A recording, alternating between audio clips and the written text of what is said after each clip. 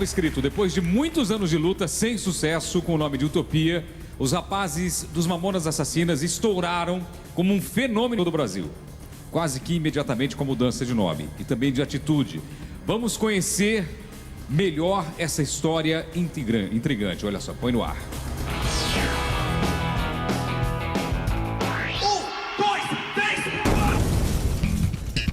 O sonho de sucesso dos 5 Mamonas Assassinas começou em 1989. Eu trabalhei 6 anos da minha vida numa coisa, não tenho medo nenhum do futuro, mesmo porque ele não me cantou.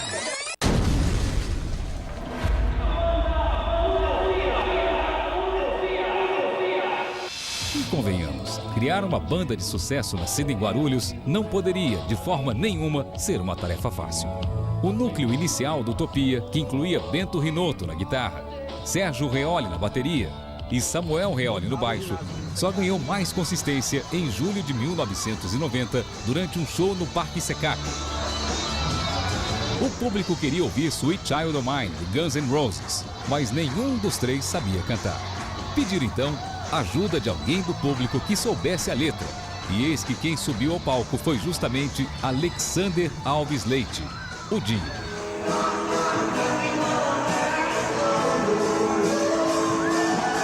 Ele não conseguiu cantar o cover da banda americana, mas ganhou o posto de vocalista do Utopia, que seria completado ainda naquele ano com o tecladista Júlio César, que depois mudou o sobrenome para Razek.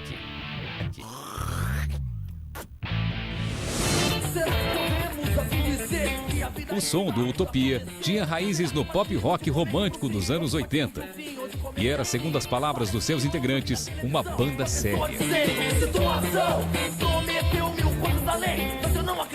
Com a produção de Rick Bonadil, o grupo gravou seu primeiro disco independente em 1992 com 6 faixas autorais, prensando cerca de 1000 discos, dos quais venderam um pouco mais de 100 cópias.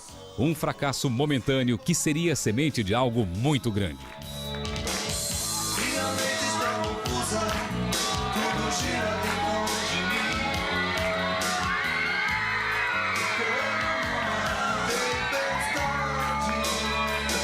Depois da gravação do disco do Utopia, eles continuaram trabalhando como uma banda de rock mesmo, assim.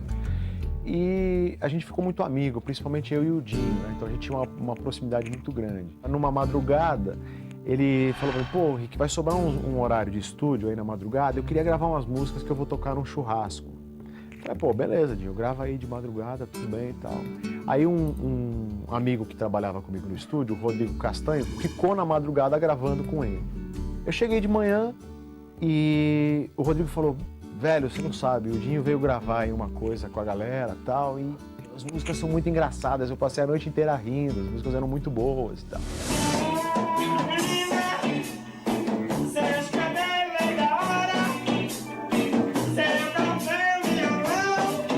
Quando eu vi Pelados em Santos, assim, eu chorei de rir, né? Era uma música muito engraçada e tinha um arranjo assim meio Reginaldo Rossi, assim, uma coisa meio brega. Eu esperei um pouco, eu falei, pô, o cara vai acordar, né? Liguei, acho tipo 11 horas, meio-dia pro Dinho e falei, pô, Dinho, dá uma chegada aqui no estúdio. Aí vieram todos eles, né? A gente tava conversando e eu falei pra eles, assim, até quase que ingenuamente, porque eu era muito jovem também, eu tinha 24 anos, eu falei, olha, se vocês misturarem essa ideia do engraçado que vocês fazem com o rock antigo do Utopia, eu consigo uma gravadora pra vocês.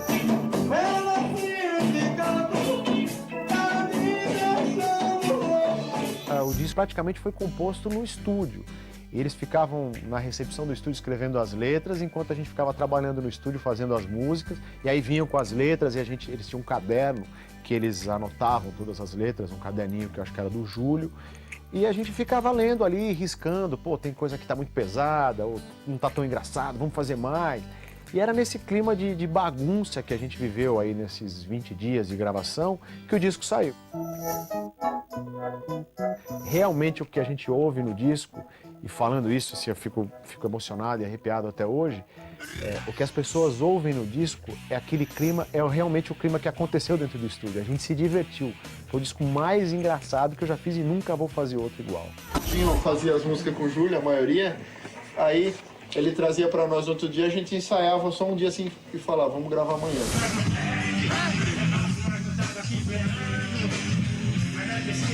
Durante os intervalos das gravações, Dinho e seus comparsas promoviam farras hilariantes no estúdio, improvisando paródias, misturando estilos e indicando o caminho bem-humorado pelo qual surgiriam os Mamonas Assassinas.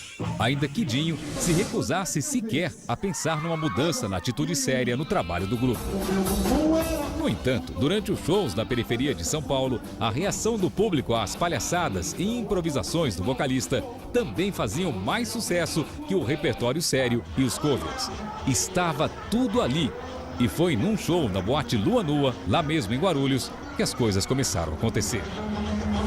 O João Augusto, que era o diretor da EMI Music, me ligou e falou assim: olha, eu tô indo aí para São Paulo, eu quero conhecer a banda, eu quero ver um show para saber se essa banda é de verdade, mas não assina com ninguém que eu quero contratar. E aí eles vieram para São Paulo, a gente foi ver um show no Lua Nua, e ali eles entenderam que a banda realmente era de verdade, apesar da gente ter feito a banda nascer em praticamente 15 dias. Foi tudo muito rápido.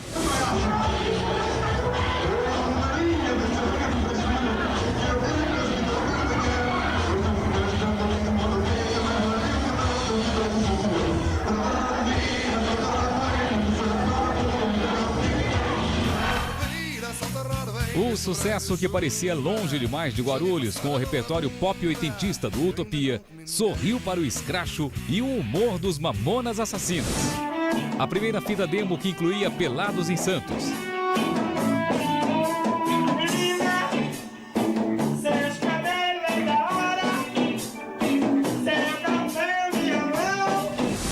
Robocop Gay.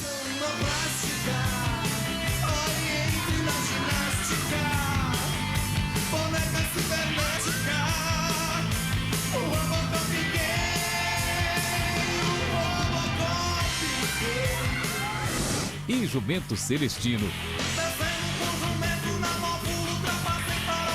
abriu o caminho para o contrato com a gravadora multinacional e para a fama.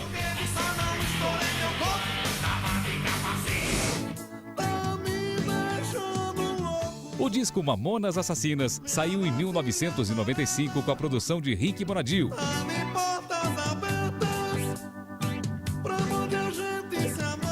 E bastaram algumas incursões em programas de TV para que a adoração ao grupo virasse uma epidemia entre jovens e crianças.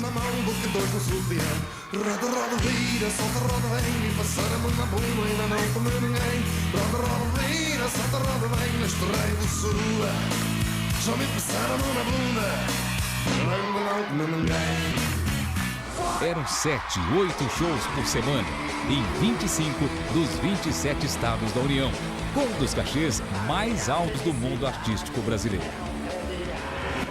Para ele foi muito importante ele alcançar tudo isso. Uma pessoa que sai sem nenhum centavo, só o dinheiro da passagem, volta à tarde, esquenta a comida ali na panela mesmo, come, se joga no sofá e deita naquele cansaço. Olha, foi 7 anos assim, não é brincadeira. Aí, de repente, em poucos meses, explode aquele sucesso todo. Então, eles estavam eufóricos, estavam no auge mesmo. É coisa de louco, né? Era uma loucura. Vem forte, vem forte, forte! Quanta alegria! Eles eram autênticos, né? Eles eram de uma autenticidade assim tremenda. Eles não misturavam muitas coisas com o sucesso e a fama deles. A minha felicidade é um breviário das casas Bahia.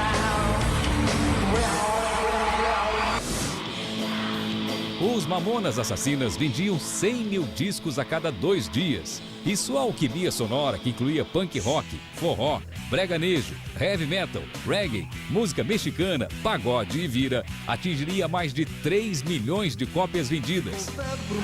Então, quando veio o sucesso, que a música tocou pela primeira vez na 89, que tocou o Vira e no final do dia a música já era mais pedida, a gente começou a tomar consciência de que realmente ia ser sucesso. Mas as coisas aconteciam tão rapidamente que a gente ficava meio, sabe, era uma coisa meio de estar extasiado, misturado com satisfeito, com feliz, com vamos trabalhar. Era uma sensação, eu diria assim, meio quase como um choque. Mas a gente se divertia com tudo isso. Eu acho que a ingenuidade que a banda tinha e que eu tinha foi uma coisa que ajudou até a proporcionar mais sucesso, porque ninguém teve tempo de ficar estrela, ninguém teve tempo de reclamar de nada. Era tudo muito divertido. O negócio era, vamos se divertir, vamos curtir, vamos sair, vamos viajar, vamos ouvir a música no rádio, vamos contar quanto já vendeu, vamos ligar para a gravadora e, sabe, e aproveitar e conhecer a fama, conhecer o sucesso. Foi diversão pura. E tem mais. O disco Mamonas Assassinas detém o recorde mundial de ser o disco que vendeu mais em menos tempo. 1.800.000 cópias em menos de um ano. E é o disco de estreia mais vendido da história da música brasileira. Sem dúvida, um fenômeno. Mas a pior de todas é minha mulher. Tudo que ela olha, desgraçada quer. Dentre tantas apresentações neste período de total correria e sucesso, um show no estádio Tomeuzão, em Guarulhos, em janeiro de 1996, ficou marcado. Eu estava lá no show do Tomeuzão e eu vi o desabafo que ele fez ali. Ali o meu filho me ensinou muita coisa, naquele desabafo. Ele teve coragem na frente daquela multidão expressar um sentimento dele. É que em 1992, quando ainda se chamava Utopia, o grupo teria sido impedido de tocar no local por um diretor que havia dito que eles nunca fariam sucesso. 4 anos depois, o destino deu voltas e motivou um desabafo emocionado de Dinho no auge do sucesso, no mesmo palco que lhes tinha sido negado antes. E ele falava assim, se não me engano foi isso que ele falou: você que tem um sonho, vai atrás, lute pelos seus sonhos. E outra, um dia falaram que a gente não ia chegar até aqui. Um dia não abriram essas portas para a gente. Mas hoje a gente está aqui. Trazendo um pouco fraco, a gente tinha desistido há 5 anos atrás. Quando as pessoas diziam que a gente não ia chegar aqui. E nós estamos aqui,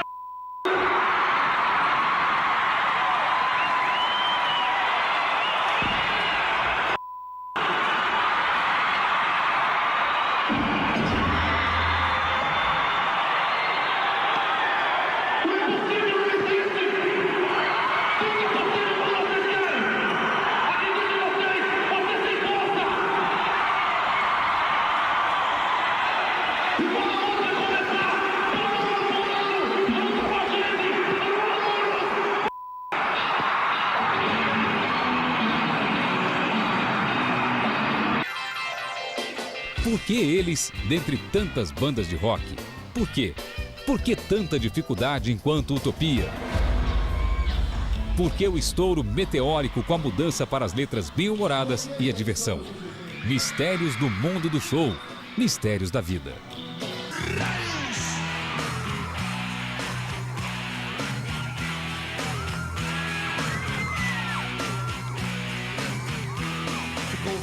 A festa, infelizmente, não durou muito. E não foi por falta de empenho, qualidade ou talento dos 5 rapazes de Guarulhos. Uma fatalidade. Entre julho de 1995 e março de 1996, passaram-se pouco mais de 7 meses. Tempo suficiente para apaixonar o Brasil de norte a sul. Pouco tempo para que Dinho, Júlio, Bento, Samuel e Sérgio pudessem saborear por inteiro seu sonho de superstars. Para mim, um sonho que passou, né? Um sonho deles que passou, que vai ficar na minha lembrança. Mesmo com poucos meses para viver seu sonho, os Mamonas Assassinas tiveram uma rara oportunidade, a de batizar a banda Sonrisal, sua mais dedicada banda cover, uma história incrível de amor e lealdade. Bom, é aquela história, né? Macaco de auditório e banda também. Nós todos do Sonrisal somos músicos e uma galera que andava com a nossa banda junto era o fã-clube dos Mamonas. Aí acompanhava em todos os shows. A gente chegou a tocar em um lugar como cover dos Mamonas e eles em vida.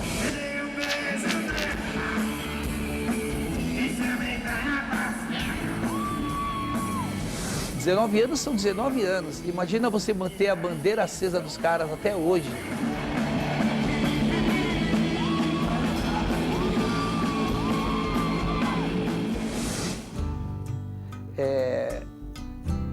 Calça do Dinho, no Utopia, quando ele começou. Aqui é a camisa que o Dinho, é a segunda pele do Dinho. Que ele tá em vários programas de televisão. Que os fãs, vem gente aqui para pegar na mão. Já me quiseram comprar a camiseta, fã. Então não tem preço.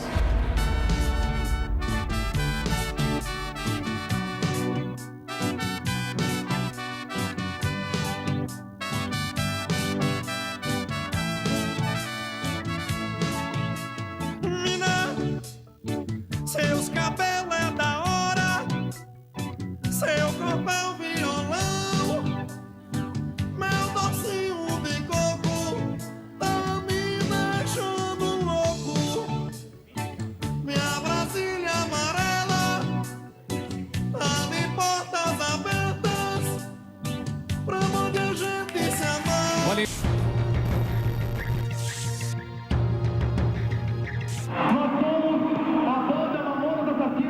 De Guarulhos, o toque dessa cidade pelo Brasil afora. Vamos lá, 1, 2, 3, 4. 2 de março de 1996. Último show da vitoriosa primeira turnê do grupo pelo Brasil.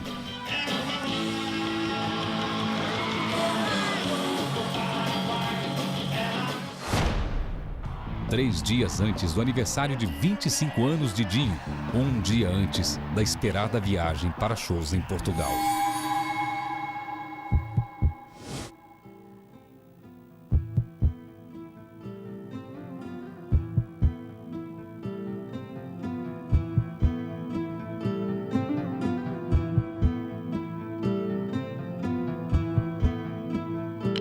A agenda fervilhava e só restou aos Mamonas Assassinas optar pelo transporte aéreo para conseguir cumprir a maratona de shows.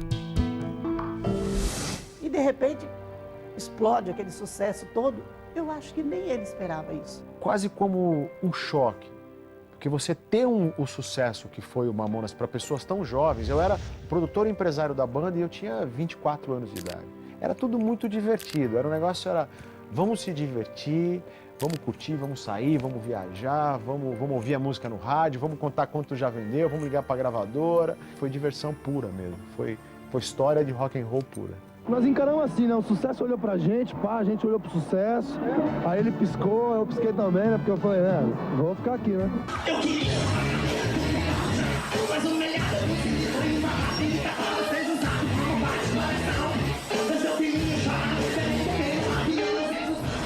No dia 1º de março, o Learjet PT LSD, alugado para transportar o grupo, já havia levado a banda de Caxias do Sul para Piracicaba.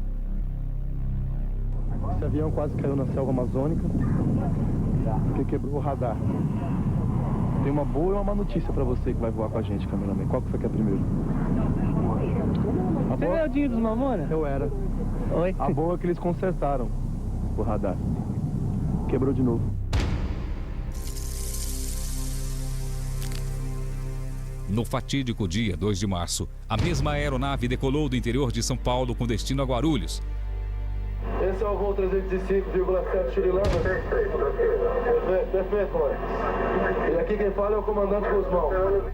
Onde todos desembarcaram às 7h36 da manhã. Seria a última vez que os Mamonas Assassinas pisariam o chão de Guarulhos. Essa noite eu sonhei com um negócio assim, parecia que o avião caía, não sei. Eu vou rezar por vocês. Essa noite eu sonhei com um negócio assim, parecia que o avião caía, não sei. Após o desembarque dos cansados, mas não menos animados passageiros, a tripulação permaneceu nas dependências do aeroporto de Guarulhos. Por volta de 15 horas, já havia um plano de voo aprovado para Brasília e com todos a bordo. A decolagem ocorreu precisamente às 4h41 da tarde. Com aterrissagem no Distrito Federal ocorrendo às 5h52 da tarde.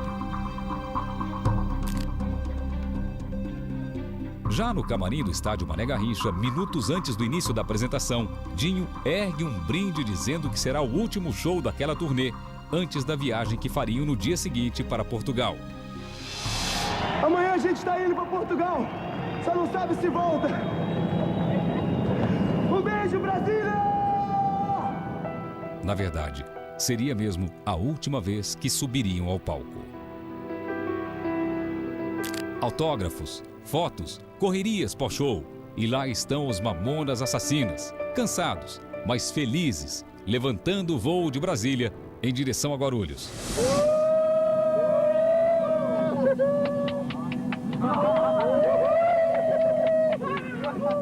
Controle Alegre, frequência 1201, boa noite. É gostoso fazer isso. Só que é igual um carro, só que é mais veloz, mais perigoso.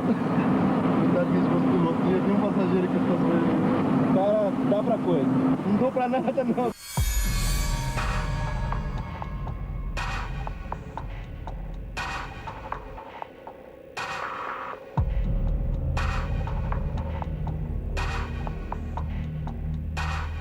No sábado, dia 2, aproximadamente por volta das 22 horas. 2 minutos antes das 10 da noite. O voo transcorre tranquilo, mas na hora da aterrissagem, por um problema durante a aproximação, o piloto é obrigado a arremeter, realizando uma curva para a esquerda.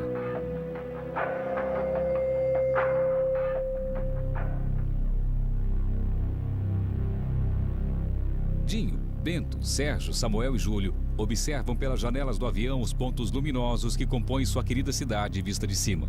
Eles não sabem, mas é uma despedida. Quando chegou mais ou menos nesse ponto, aqui o piloto, com uma velocidade acima dos padrões e altura também, não conseguiu alinhar o avião na pista e teve que fazer a arremetida. Cada vez mais perto, nos aproximando, e agora começa a arremetida para a esquerda. A sensação é terrível, a velocidade é impressionante.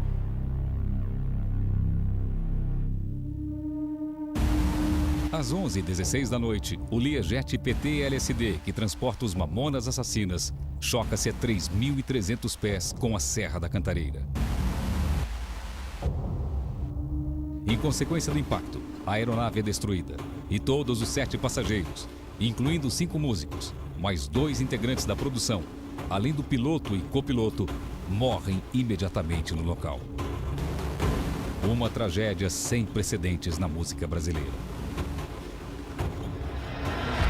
A última conversa foi em casa, quando eu morava ali na Rua Jéssica, né? Ele acordou tarde. Eu falei, meu filho, você não vai almoçar? Ele falou, eu já vou. Eu senti uma vontade muito grande de abraçar ele. Eu abracei ele por baixo da jaqueta, assim, fiquei abraçada com ele. Abracei ele novamente na cozinha. Depois saí abraçada com ele até o portão.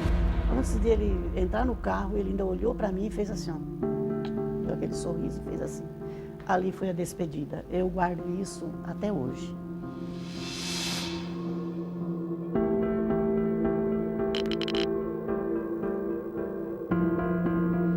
Eu tinha grandes chances de estar dentro do avião, porque se eu fosse para Brasília, eu estaria no avião.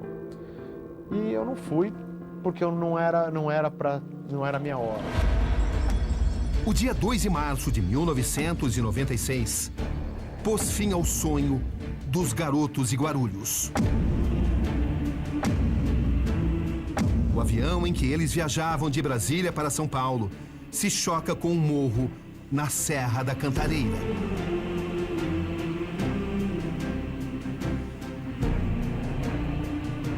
A tragédia cala a voz para sempre da banda mais alegre do Brasil. O avião bateu nesta pedra. Dá uma olhada aqui, ó. Deixou um pedaço daqui de destroço aqui. Bateu nesse ponto da pedra. E ele continuou abrindo uma clareira neste ponto da Serra da Cantareira.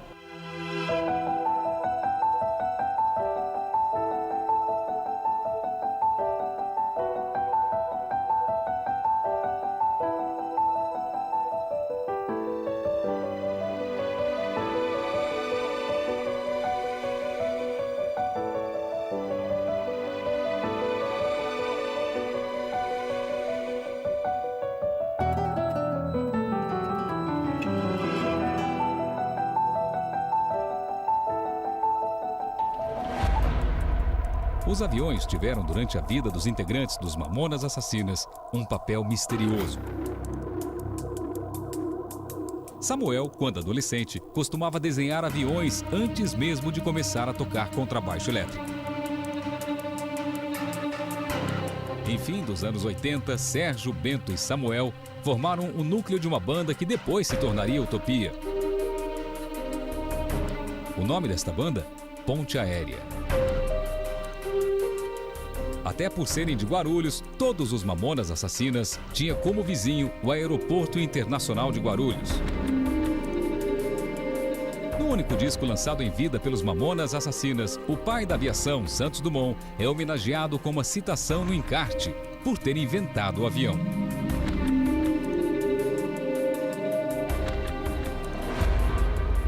Um trecho da música 1406 cita um avião.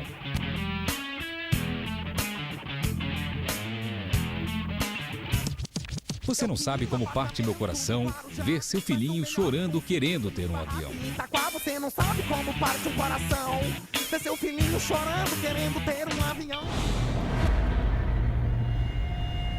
Há histórias não confirmadas dando conta que em algumas oportunidades, Dinho teria chegado a assumir o lugar do piloto durante as viagens do grupo. Naquela mesma trágica semana, dias antes do acidente, o baterista do grupo Sérgio Reoli relatou à namorada ter tido várias crises de choro sem nenhuma razão aparente.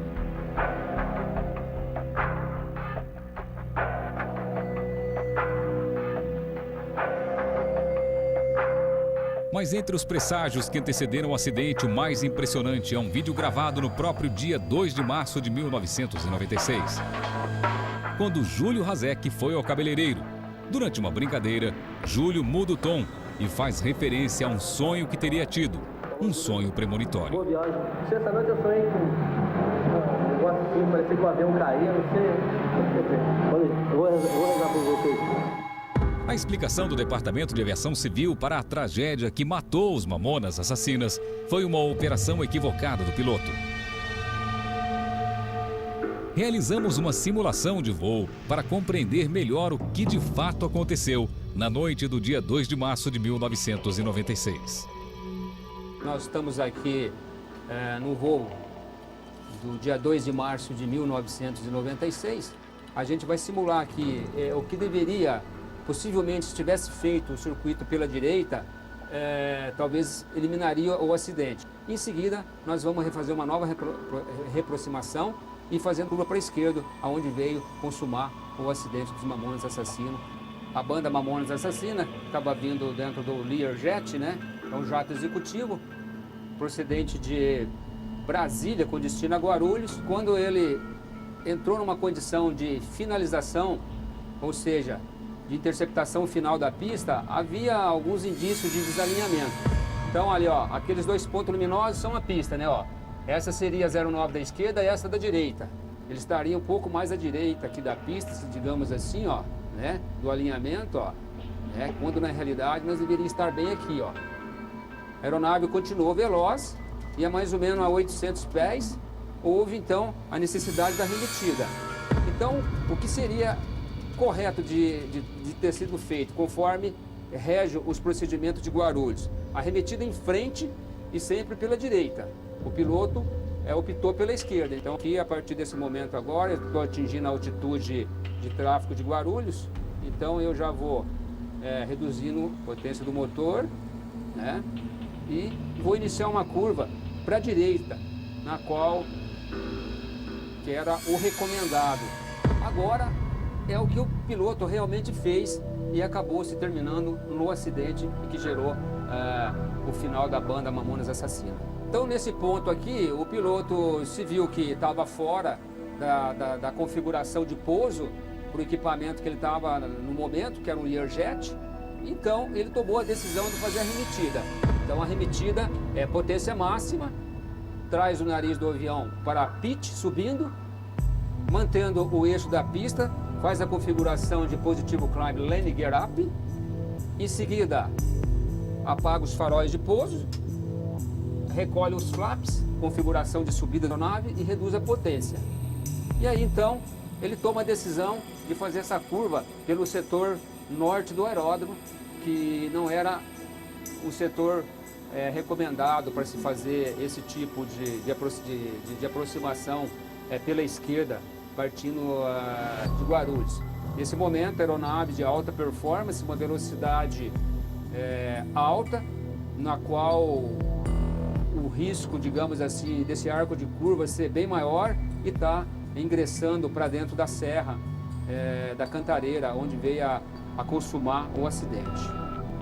Talvez o motivo desse gerenciamento de cockpit, assessoramento de copiloto, não sei, leva a crer que o fator humano tem contribuído. Então, como pode ser visto aqui, ó, a área é uma área escura, onde os morros ficam invisíveis.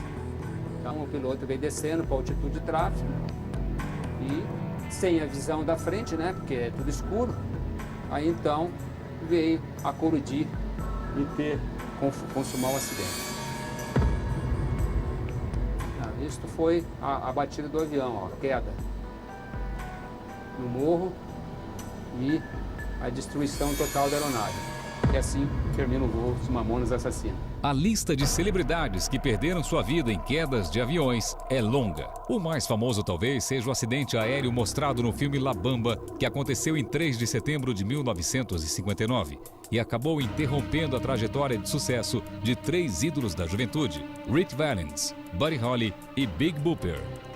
Em 24 de junho de 1935, o maior nome do tango argentino, Carlos Gardel, morreu quando um problema no trem de pouso jogou seu avião contra outra aeronave, causando grande explosão na hora da decolagem do aeroporto de Medellín, na Colômbia.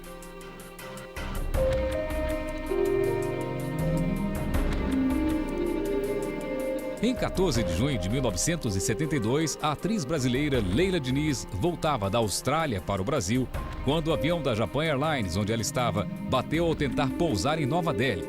Segundo autoridades indianas, o piloto errou ao abandonar cedo demais os procedimentos conhecidos como regras de voo por instrumentos usados quando não há visibilidade.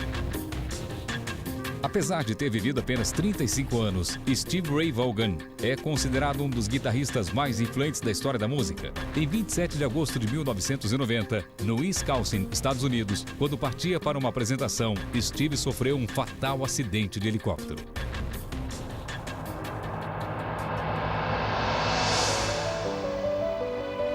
De alguma forma inexplicável, o número de artistas vitimados por acidentes de avião segue crescendo. Ainda que o transporte aéreo seja estatisticamente o mais seguro do mundo, a dor dos fãs e familiares contraria a frieza dos números. A prova disso é o aperto que atinge o coração quando lembramos da alegria e da jovialidade de Dinho, Sérgio, Samuel, Bento e Júlio.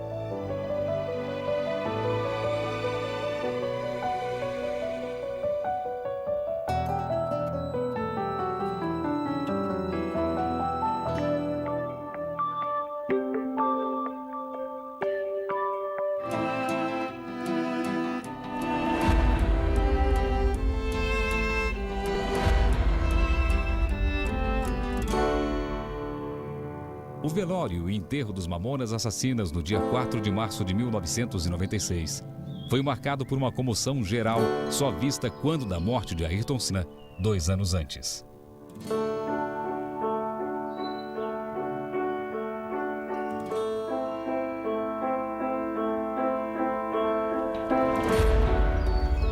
O enterro, transmitido por muitos canais de TV, movimentou mais de 65 mil pessoas.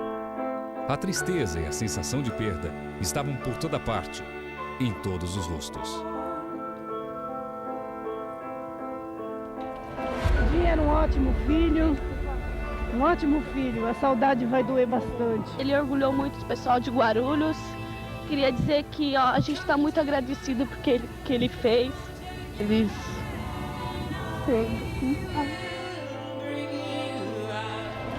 Então, eu soube do acidente, eu estava em casa à noite, eu poderia ter ido para Brasília, mas eu não quis ir, porque depois a gente ia ir para Portugal, era uma viagem de divulgação do sucesso que eles estavam fazendo lá em Portugal, ia ser uma coisa muito cansativa, e uma pessoa da equipe me ligou na minha casa e me contou, falou, olha, o avião dos Mamonas desapareceu. Essa notícia me fez ficar um pouco paralisado durante quase um mês, assim, foi difícil para mim retomar minhas atividades, porque não eram só os meus artistas, eles eram meus amigos, a gente estava fazendo tudo junto, né? Então o que eu lembro de mais forte, assim, foi aquela tristeza absurda e o choque da perda de uma coisa interrompida, de uma coisa tão grande e tão bonita, tão bacana que estava acontecendo, ter sido interrompida assim tão bruscamente.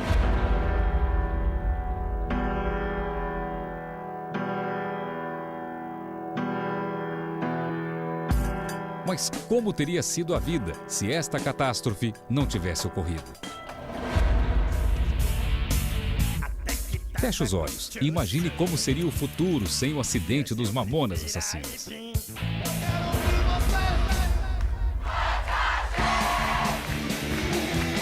Quanta alegria, a minha felicidade é um crediário nas Casas Bahia.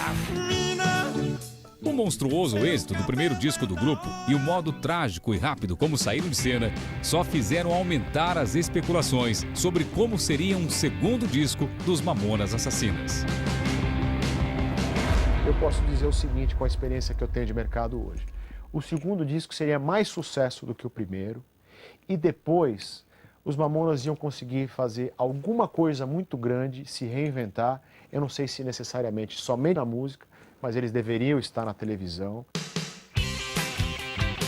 Todos sabemos que discos e vídeos póstumos foram lançados, mas não se pode comparar este material, que inclui músicas descartadas e eventuais versões ao vivo, como um disco pensado e produzido sob a inspiração do sucesso.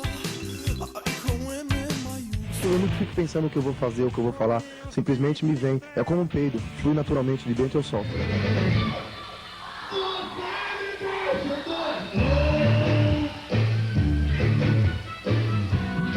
Há quem aposte que, turbinado pela excelente receptividade do público, especialmente o infantil, o segundo disco dos Mamonas pudesse ser ainda melhor que o primeiro. Acho que a nossa sutileza, né, modéstia, nosso jeito discreto, a criançada gosta muito, bastante. A gente consegue se cair das crianças porque a gente tem a mesma idade mental que eles, então eles gostam disso.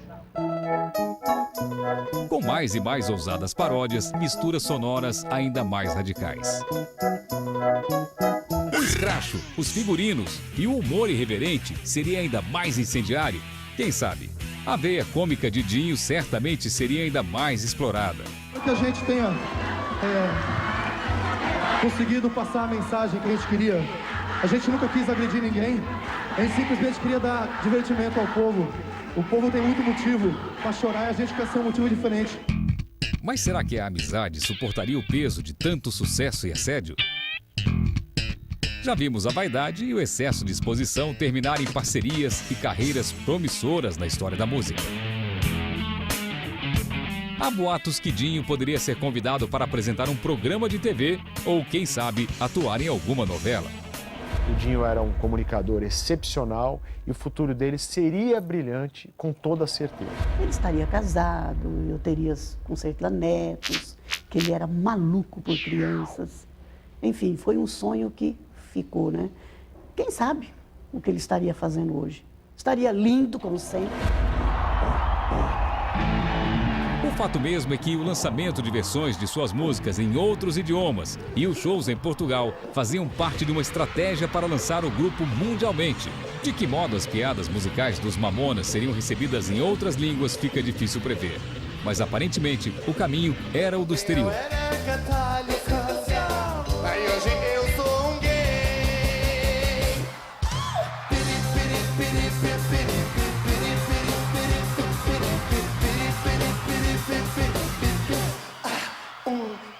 Que o baixo é tudo. A bateria é tudo na banda, cara. O fato é que 18 anos após o desaparecimento dos Mamonas Assassinas, seu trabalho ainda seduz gente que nem os viu com vida. Em 2011, foi lançado um documentário contando a vida do grupo. A gente foi almoçar num restaurante por quilo ao lado da gravadora. A gente tava, acho que com Walkman de rádio, não sei o quê. Aí tocou a primeira vez a música dos Mamonas na rádio. Aí todo mundo chorou, foi uma coisa bonita, viu? Tudo aconteceu muito rápido, o show foi em abril, em maio eles estavam mixando o disco, quando foi em julho já estava estourado nas rádios a música deles. 104, alguma coisa privada FM, onde quem faz a bosta é você. Sucesso!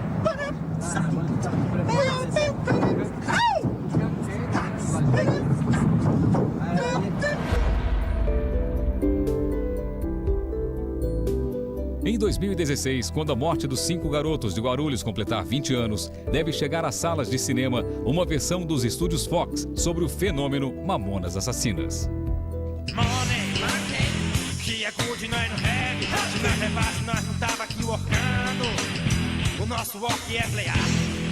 Enfim, o desejo alegre e quase inocente de sucesso de Dinho, Júlio, Samuel, Sérgio e Bento segue inspirando outros músicos sonhadores. Por fim, as lembranças daqueles tempos felizes, daquelas músicas divertidas, seguem dando sentido à nossa vida e mantendo firme a certeza de que a mensagem irreverente dos Mamonas Assassinas continua viva e há de continuar por muito tempo. Toda essa história, ela não é somente uma história de uma banda de rock que eu produzi e nem uma história musical e somente um fenômeno do mercado de discos. Tem muito mais por trás disso, tem coisas inexplicáveis, assim, que tem tudo a ver com a minha vida. É uma coisa, sem dúvida nenhuma, espiritual, é uma coisa que eu precisava passar por isso, que os meninos precisavam passar por isso. E é uma história que, em algum lugar, ela tem uma explicação. A vida da gente fez parte de uma história muito grande, que é uma energia muito forte, que envolveu o país todo e até fora do país, e que por algum motivo ou vários motivos que Deus quis que fosse dessa forma, a gente está ligado. Então todas as pessoas que vibraram junto com os Mamonas fizeram parte e devem sentir um pouco do que eu estou sentindo agora.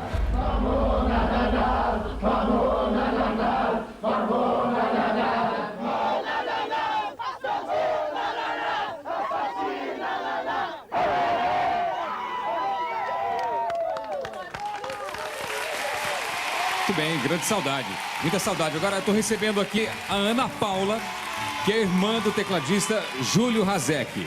O Júlio está no telão aqui, né? Isso aqui. Muito bem.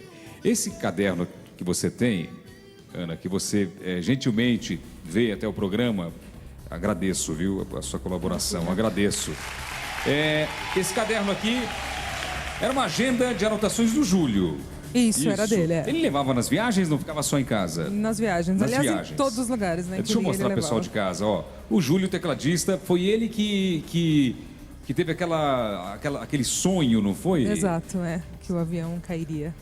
Ele teve esse sonho. Teve, Você ficou sabendo desse sonho antes do ocorrido ou depois? Depois. Antes ele não comentou em casa? Não. Só com a namorada? Nadinha. Não, com ninguém. Ele não namorava na época. Ele comentou só com o cabeleireiro. Com mais ninguém. E foi gravado isso, não foi gravado? Foi. E quem estava gravando isso? O cabeleireiro. E ele falou, tive um sonho... Ele coçou a nuca, falou que eu achava que o avião ia cair. Aí o cabeleireiro brincou ainda, falou, não... Né, e naquele mesmo dia, ou no dia seguinte... No mesmo dia. No mesmo dia. Que loucura, isso aí. É um pequeno caderno para escrever grandes coisas. E esse aqui foi o que ele escreveu. Olha lá. Agora, tem as anotações dele, tudo. Aqui tem remédio que ele ia tomar, telefone dos amigos, isso tudo. O que tem, assim, de mais impressionante, assim, que quando você pegou e começou a folhear, que você falou, caramba, olha o que ele escreveu aqui. Bom, tem letras... anotações de gravação de clipe que seria no Rick. O Rick Bonadil, que foi o que apareceu aqui o tempo todo, né? Deixa eu ver onde fica mais fácil mostrar. Desculpa. Aqui, né? Rick, ó, tá vendo? Às 8h30 da manhã, 7h30 ele teria o quê? Dentista? Não. Não, acho que é quarta. Acho que era terça, quarta e a roupa de roupa Chapolin. do Chapolin. Tá. Deixa eu ver o que mais que ele anotou aqui. Tem letras de música, tem letras que ele estava fazendo pro próximo disco dos Mamonas, é isso? Exatamente, isso. Que a música Zé há 13 anos, tem a música do Gica. Eu tenho uma anotação aqui que eu vi, aquela da Hoje Eu Compro Tudo à Vista. Qual que é aquela lá? É aqui, ó. Ontem eu era vagabundo, agora compro tudo à vista. Pois depois de 100 mil cópias, sou considerado um artista. no mínimo isso ia pintar em alguma música. Com certeza. Porque as palavras, geralmente, acho que dariam rimas nessas palavras aqui. Agora que você falou que você poderia mostrar pra gente que você achou... Foi a música do Gaúcho, que eles até... O Rick fez uma gravação com o Falcão. E ficou bem legal. Essa música foi feita por ele. Isso, é letra... Que é essa música aqui? Essa música que essa tá aqui? tocando, exatamente.